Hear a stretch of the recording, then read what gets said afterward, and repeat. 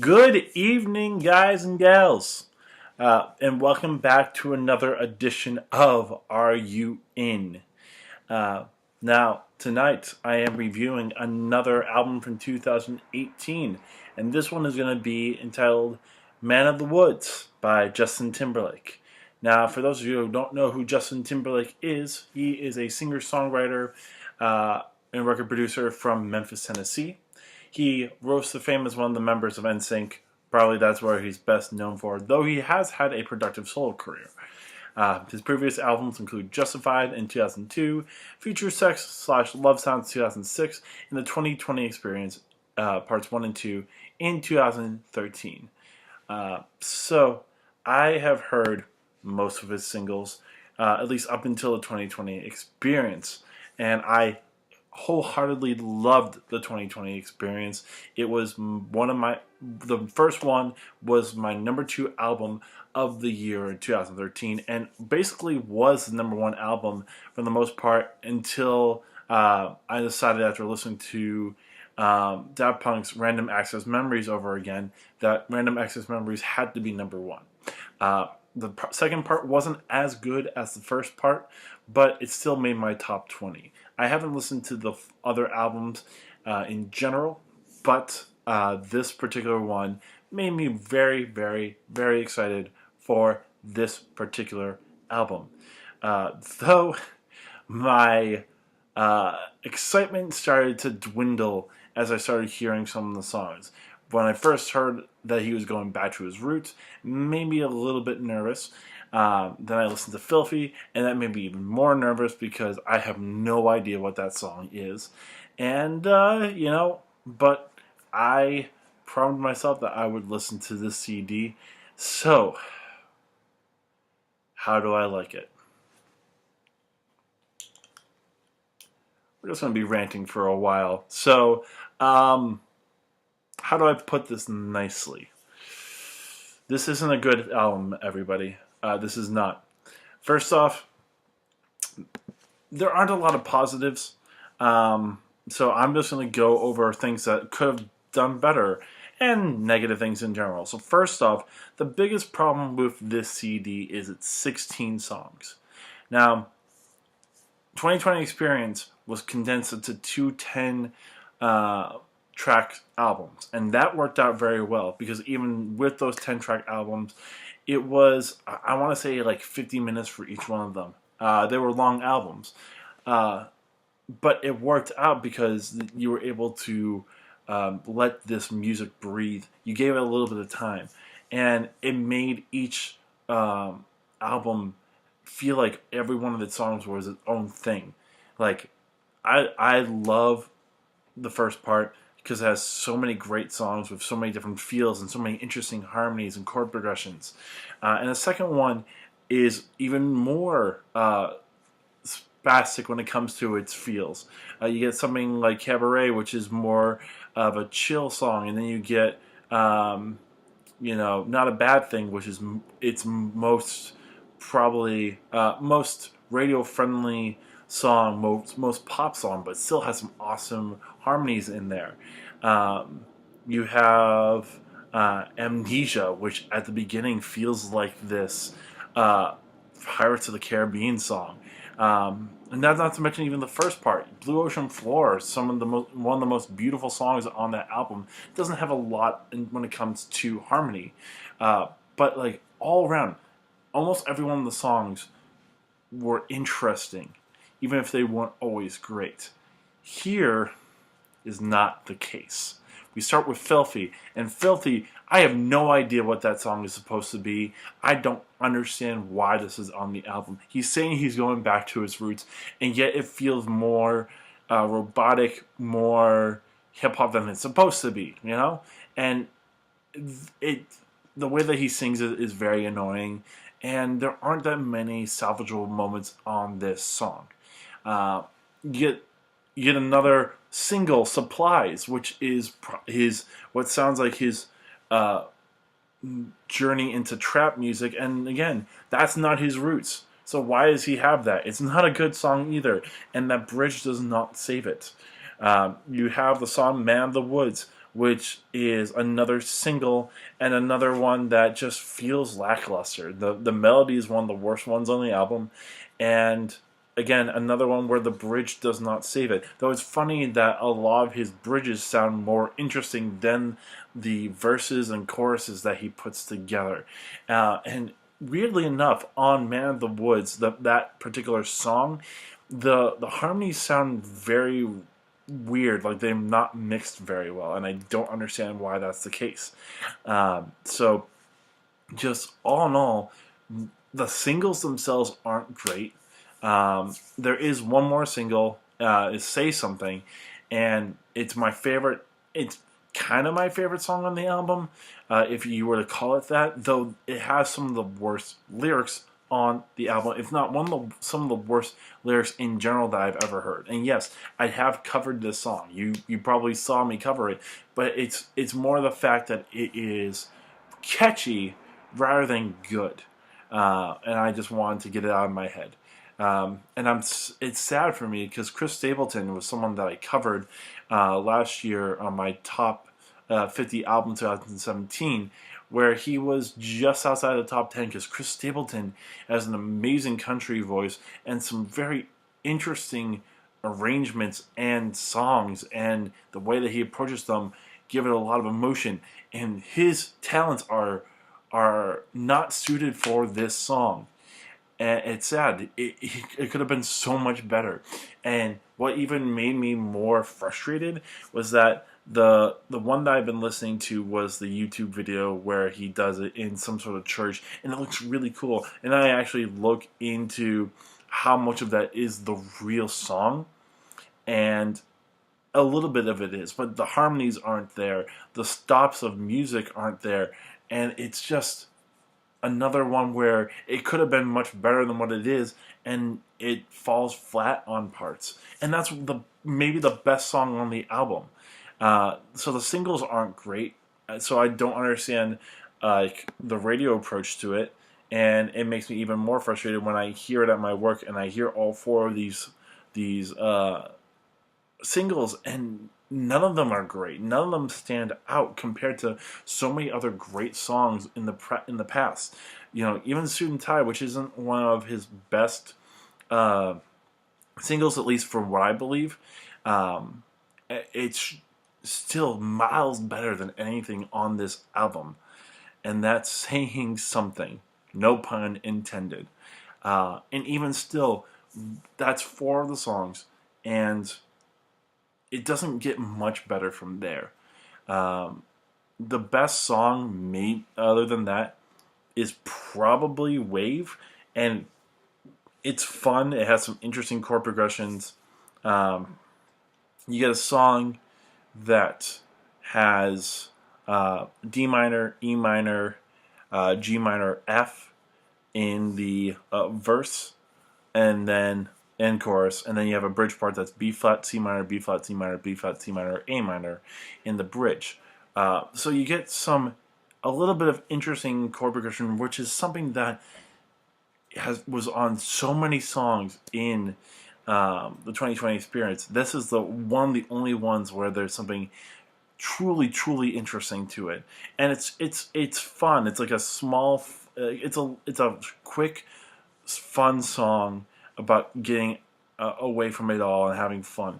Though, again, it suffers from bad lyrics because it's like check out this way, blah blah blah, and then repeats now the other wave, and it's just like, how was this chosen as a lyric?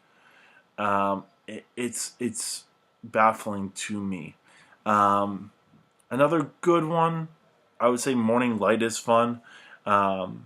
Because of the chord progression. You got an F major 7, E minor 7, A7, D major 7, D minor 7, G7, C7, F major 7. So it's a very jazzy progression. It's very soulful. And Alicia Keys is on there. So both of them get to show off their soulful range, and I really like that. Though again, doesn't mean that it's a great song. It's just another good song, which is something that you don't see a lot on this album. and then from there, take your pick as what your fourth best song is. I would say it's Higher because it's another one that it has some interesting stuff to it. Um, you know, the the progression that we have in the chorus is, at the beginning is B minor 7, C sharp 7, F sharp minor 7. So this is at the intro. And the verses aren't interesting, but then you have a chorus progression of D, E, G sharp minor 7, F sharp 7, F sharp sus, F sharp. So it's when there's some interesting music that it makes it all right. And because even on the 2020 experience, I would never say that Justin Timberlake is known for lyrics or for good lyrics. They're there for what they need to be. It's another song about sex and love and all this stuff. As a lot of R&B soulfully people sing, it's nothing special. But the problem is that way too many times on this album, the music isn't interesting, so the lyrics have to stand out, and the lyrics, when they stand out, aren't good. So that's the biggest problem with this album, and the other fact that, and the only reason why I'm bringing this up is because of what he said. But when he says he goes back to his roots, I don't understand what that means. Because there are way too many songs on here that sound like his old self, as in like stuff from like previous albums. And there's some stuff that sounds like his southern roots. And there's some stuff that sounds R&B. And there's some stuff that sounds trap. And there's some stuff that sounds pop. So, Justin Timberlake, what are your roots? What are your roots on this? Because I don't understand it. It's a hodgepodge of everything, and none of it being good. That's an issue. And yes, 2020 experience. Like I said, had a myriad of sounds, but all of them sounded interesting. All of them.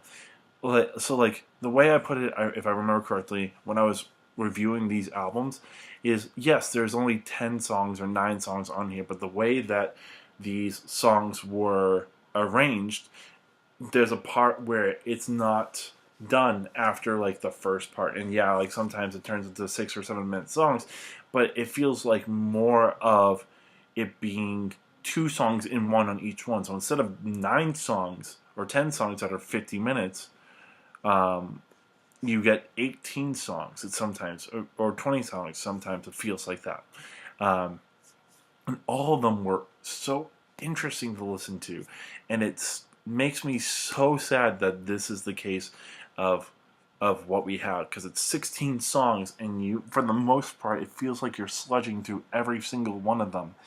There aren't a lot of interesting verses, and when they step out and try something different, still doesn't work that well.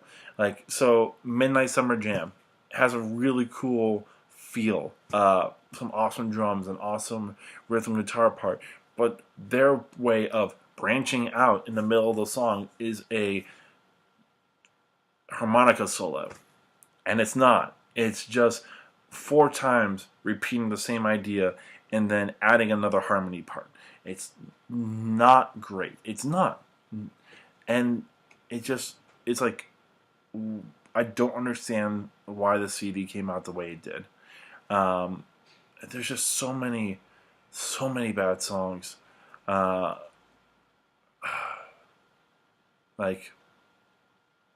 Flannel's cheesy, Montana's alright, Breeze on the Pond, the 5th best song, but again, it's not something that is, it's not great, it's not memorable.